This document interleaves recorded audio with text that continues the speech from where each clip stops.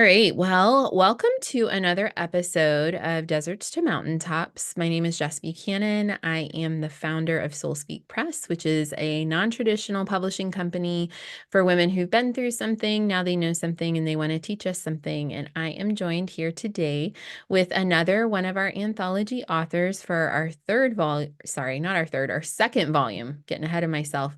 Deserts to Mountaintops, Choosing Our Healing Through Radical Self-Acceptance. Delia Sullivan is here with us to share a little bit about her story of her desert moment to her mountaintop and then about the writing process. Delia, welcome.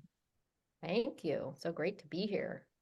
I have so enjoyed working with you. You have been so present and so available for whatever this writing process, this project was going to bring to you. At least that's how I have experienced you. I'm wondering, like, are you like that with everything in your life, or did this, was it just this particular event? Oh, well, I would like to think that I'm present with most things that I've been doing. I think that's been a lifelong exercise for me. I like to have my fingers in a lot of different things. I have a creative brain, so always thinking of ideas, but actually, I think really finishing something is, I'm feeling like this particular project is like huge for me, from going from point A to the end.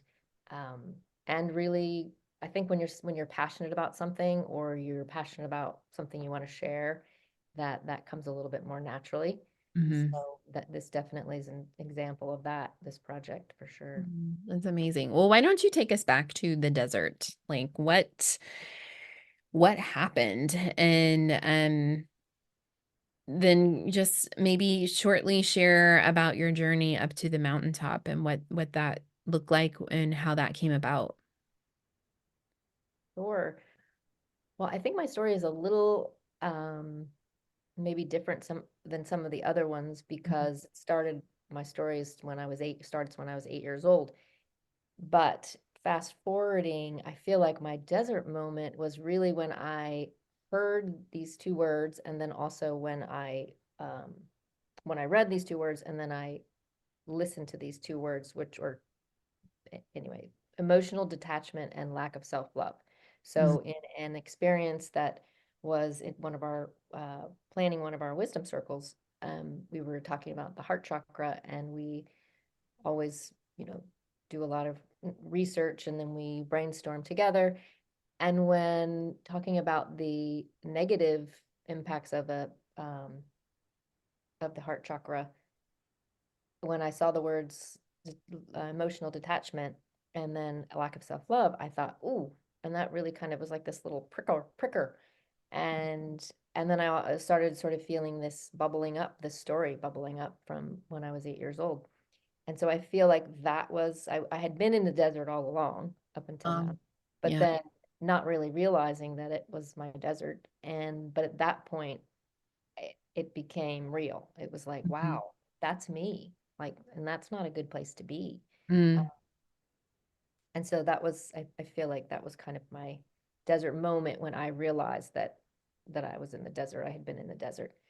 Um, and then getting to the mountaintop was this particular situation where we were learning, and one of the things that we did was write a love letter to ourselves. Mm. And I remember in most situations I would have, and I think probably most people too, maybe you would take the pen and paper and sort of, okay, what do I love about myself? But I didn't have to think about it at all. That I just stream of consciousness wrote this love letter to myself that I find remarkable. And that I feel like between the uh, planning this women's wisdom circle around this heart chakra and about what we could learn about it, I ended up with a story that I had to really look at and say, kind of examined it and was like, and as it was arising and I was getting emotional, which is kind of unusual for me. Mhm. And so I felt like my mountaintop was allowing that story to unfurl and come out and unstuck. Yeah. Um, So, Okay, so what was that story? Like, obviously not giving us the whole thing, but and also like what was it about emotional detachment that resonated with you? well, the emotional detachment, I think, was because it was a traumatic event. Um, I, I mean, the rest of my, or up until just a few years ago, I was living kind of hovering above my reality when things got difficult or uncomfortable conversation or uncomfortable situations. I would just kind of detach myself, go, I have to kind of take a break. But then going back to the actual story, or starting at the actual story, it was I was 8 years old and there was a traumatic accident, and I remember just witnessing all that was going on and feeling like I was having an out of body experience. Mhm. And so I just stood there with not knowing what to do because given the situation, I was alone just because there was other things that needed to be tended to. Right. So, and then I think something happened during that, and it just landed in my heart. And I just never was able to let it go. And I think over time, I was young, and as you were a child, and so you absorb things or hear things or certain way than you would if you'd had 50, 60, 50 more years. Um, so I think because I witnessed the accident and nothing, I was unharmed, then I had this sense of not being worthy of love for a really long time. Like, Because you had I want, survived. yes, exactly. Mm. Um, and I think, and I was soon to find out that, that's actually, survivor, characteristic of survivor's guilt Mhm. and of having this uh, negative effects of our characteristics of the heart chakra. Mhm. So it was, and I do believe in, when we have emotional things or even stress, that things land in and on our bodies, Mhm. and then they just find a place to take up space and real estate And did until that happen for you? what's that? Did that happen for you? Like that heaviness, that trauma, did it manifest in your body in some way? I Yes, absolutely. In my heart, I believe it was right in my heart. So I kind of hardened a bit throughout my life, and um, uh, sort of a detached myself, hovered above things that were going on instead of saying, I don't like that, or that, I'm not a, yeah. And I just kind of stayed small and quiet, and really didn't know how to, it was 1967, I guess, or 73, sorry. It was a long time ago, and there was no resources that we used to kind of process what had Yeah. happened. Yeah. So I just learned to, well, and the good news is that another a positive effect, um, or characteristic of the heart chakra is being grateful, Mhm. or gratitude. And so I very much feel like I have always been extremely grateful for, or sort of feeling this like, oh, I really didn't like, do I really deserve that? Mhm. That really happened, or how can life be so good? Like, Mhm. or something bad's going to happen Mhm. to even us out type thing. So Right. Do you feel that way now? I don't. I don't. And that I have definitely worked on over the years, feeling like, it's, your attitude, your positivity, you know, those things, you kind of get what you receive.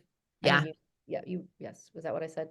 Yeah. You get what you give type Yeah. of thing. I knew Yeah. what you meant. Yeah, yeah. Got to give it to I live believe it. it. So it's like, um, yeah. And it's that, I matured since I was 8. I've done Yeah. a lot of personal But it's work. those things, right, that happen to us in those early years that they define us and they change the trajectory of our lives in some ways. I really believe. Because those are the moments where we start believing who we are and what we're worth and why we're here. And even if we can't articulate it, I think that that's what's being messaged to us. And so being a survivor of a traumatic accident, of course, is going to traumatize you, but then also, um, it's going to affect the way you move around in the world. And if no one's having those conversations with you as an 8-year-old, of course you're going to carry that around. And I think, there are so many things. Of course, I'm so very intimately acquainted with your story and your chapter because I've read it probably at least 10 times. But there are moments in it that even though I didn't experience the same circumstances, I can totally resonate with. And one of those moments was, you write about attending an AA meeting with a family member and thinking your little like 9-year-old self or 10-year-old self at this point thinking, oh, I hope someday I become an alcoholic so I have somewhere to go so I can just like be open and be myself and be accepted. Yes, yes. I remember I was 12 then, 12, okay. and I And I remember. thought that was so profound. Yes, and that was a vivid, vivid memory. And we went to several of them, many of them. Um, Hmm. my parents had divorced, and that's what we would do after an early dinner.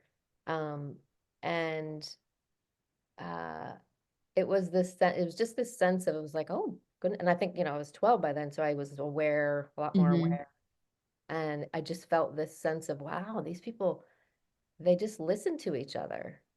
And they just tell what they, speak what they want to speak. And they obviously all had this connection of recovery. But I thought, wow, if I had, which is actually kind of interesting because I think about that, like, if I had been, if I'd gone to a therapist, or if there was a counselor at school, or, and my parents were amazingly loving, and Yeah. and so there was no, it wasn't like there was neglect. It was just that was a time and they were really young. Yeah. So, um, but I was definitely resonating with, I want to be able to share my story. Like I have something too, just feeling like I was, you know, still struggling with the fact that I had walked away unscathed. Yeah. Physically, that is. Yeah. Do you feel like that impacts people from sharing their stories? Like, does that keep people from speaking their truth? Because that resonates with me. I think there's largely like I think until maybe the last couple of years, I've been open about what happened to me and the kidnapping and everything, but I haven't talked about it in the way that I talk about it now. And I think that there was a guilt, like maybe survivor's guilt in a way too, that I really connect with. And I wonder if you think people walk around, especially women, afraid to tell their stories because of that. Because of the guilt. Yeah. Yeah. I would imagine because there's, like a lot of, I think the shame around, like we create this shame, Hmm. like, or there's this lack of control. Like I couldn't, there's nothing you could do. There's Yeah. not, and it wasn't, there's nothing that you can do about it, or do it at the time. Um, so I think just in general, I think people sometimes hesitate to tell their stories, and especially, when it's something where there's guilt or shame around. And then they realize maybe sometimes that someone else may not have the exact same experience, but they feel that same way. Hmm. And they're like, wow. Or, I think too, I feel like sometimes, um, because I'm going to give myself some credit here, because I've done a lot of work and just been a curious person and wanting to live as fully as possible, that I feel like I've done a lot of personal work. Like I've learned, when I learn something, I'm like, great, okay, this is expanding my my life more. Just like in this situation, like that breaking through free of that burden is like, I feel like a new person. Mhm. And that it's given me permission to shine. And so I think that when we share our stories, then I think we actually, if somebody resonates with it, then they may share theirs, and then we can all kind of heal together as one Yeah. big Yeah, universe. it's a ripple effect, right? Yes, yes. So I guess in a sense, my next question was going to be like, why did you decide to share your story in this way through writing and contributing to this anthology? Well, I had been doing a lot of writing the last 3 years, and I really was enjoying writing, and I'm in a writing group um, where we take have prompts, and then you create these Mm. stories, and they can be fiction or nonfiction. And I just, that's, to me, that's like, going for a run or something. It just feels really good. And there's no, going back and checking or spelling or anything. You just stream of consciousness type thing. And so I just felt like I had like something in me. Like I was like, I just have a lot in here, and I just need to get it down on paper. But it wasn't anything specific until I had this experience um, in that women's circle where I became emotional, and that story, this whole heart chakra thing, like thinking about, and then those words, emotional detachment and lack of self-love.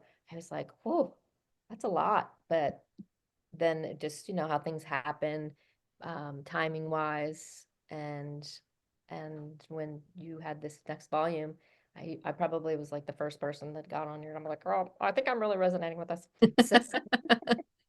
So I did a lot less, thinking, oh, there's a lot going on or this stuff. So I was like, I really need to do this, and I really want to commit to this. And so it's life changing, really. Wow. Well, and it's interesting to me too, because this happens sometimes. You came in thinking you were going to write about your breast cancer journey, and that is not what came up. That is not what came out. It was completely different. And so, um, yeah, like were you surprised by that? Um, I was a little surprised, but then I thought, but that's not really the story I want to tell. Hmm. When I thought about it, because I had also actually have a whole body of work around that, and I just could never get the whole, like, figuring out how to get it into a book was, I mean, it's not edited, but it's a good, I had somebody help me for a while. But I just thought, and then I was like, no, this is, I didn't feel as much like I needed to heal from that breast cancer story. It was more of a just sharing, Okay. so I may be more well equipped to finish that, but this was like, no, this is something that I I think I would I just needed to get out for me. And then also I thought that it would resonate with people in a lot of different ways, hopefully. Um, So I think that I want to pick up on something really quick that you said just now that's really interesting to me. I'm going to write it down on my desk calendar. So you started this project with the intention of moving through this experience and healing, and using writing as a tool for healing. yes, I felt like I had, after having this experience and getting emotional, and realizing that I have these characteristics of emotional detachment, and like, it's easy for me to just sort of go whoop. Mm. And then the lack of self-love, just that, I feel like there was, I would find that I'd be unworthy, or I'd be like, how did I get this lucky to have this family, and Mhm. all this love, or whatever it is, all these things. um and I didn't realize that actually writing your story, and then I remember at one point, like halfway through, I was like, I don't want to hear my story anymore. Like, I read it so many times, is we've had, the multiple drafts, and you're Uh, reading it. And part of that was like, wow, this is good, because it was sort of sealing the deal, right? Signing on the dotted line that yeah. I was healing. but then there was more healing that just came from that. And then so much excitement at the end about I feel really good about this being out into the world because there is that vulnerability. And, I was really concerned about, making my parents look like they were negligent parents and that, I You didn't did not, for the help record. them. I They, know. And I'm they like, come across as very loving and very wonderful. but um, so in any event, I think I think I might have gone off on a tangent a little bit ago because what I wanted to say also about the sharing your stories or talking about your story, whether it's in, you know, not in a book, was that I think I felt like sometimes people look at me because maybe I seem calm or, life on the outside looks so great, is that I still have a really shitty story, lots of them, you know what I mean? Like we all have things that and it's just a matter of how we manipulate and go down that path, and usually it's a lot of winding turns, and if you don't take a lot of winding turns you can keep going straight and not. But I wanted to say, I had an experience one time where a woman came up and was like, you're so perfect, you're so this, to your family, and I wanted to just shake her and say, we all have stuff, we Hmm. all have stuff, I'm not any different than anyone else, I Yeah, just moved through it in the way I moved through it, and get out of the desert and up to the mountaintop yeah, in yeah, multiple ways. Like you've always said, like we were filled with stories and we're filled with experiences, and yeah. take them each as they come. Well, I, for one, am very grateful that you decided to entrust me and the cohort that has written together for Deserts to Mountaintops Volume 2 to share this part of your journey. It's a mountain range, right? You get to the summit of one and then you look around and you're like, well, huh, there's Right. there's so much more to go. And so I hope you feel like celebratory and proud of yourself and the sense of accomplishment for having gotten to the summit emotionally. And then just like practically and logistically, I think that's a really good point that you made early on that you finished this. I think the statistic is that 97% of people that start a book never finish it. And I think that I hope that that speaks to the power of just the collective and the community and the group peer pressure to Right, right, work right. together. um to have deadlines and to depend on each other because we are all very dependent on each other for the success of this a book, and we do want it to get out to as many people as possible so that they can have an opportunity to heal and transform. So thank you, Delia. Of Thank you. Can I share one more thing? That's course. fine. I just was remembering earlier today that one of the best moments was when I was having a really hard time wrapping up the ending. And so I reached out to you. I was at my wit's end and reached out to you, and we were brainstorming about the ending, and you helped me see the golden thread. You called it that golden thread. And and then how that golden thread just took me right to what I'm doing, the work that I'm doing in the world. And it was really like, and I just thought, oh, that's why Jess is Jess. She's amazing. And so I really, really appreciate that. And that is definitely my favorite memory.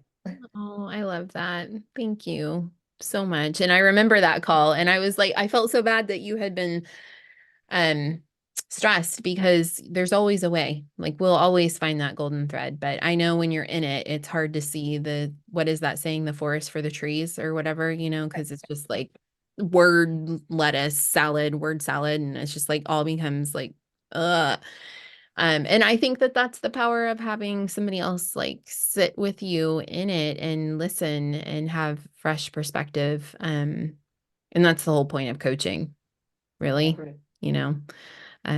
so I'm so grateful and that it has been a positive experience for you. Absolutely. It was one of my favorite gifts to myself. I love that. I love that you're framing it as a gift to yourself because it is a gift to yourself and it's a gift to the world. Thank you. Thank you. Where can people find you if they want to learn more about your women's circles and the other work that you're doing?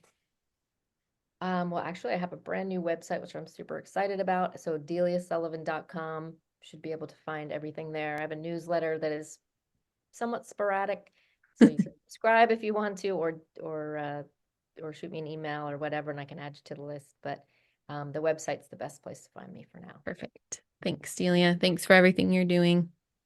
Thank you. Take care. It was fun.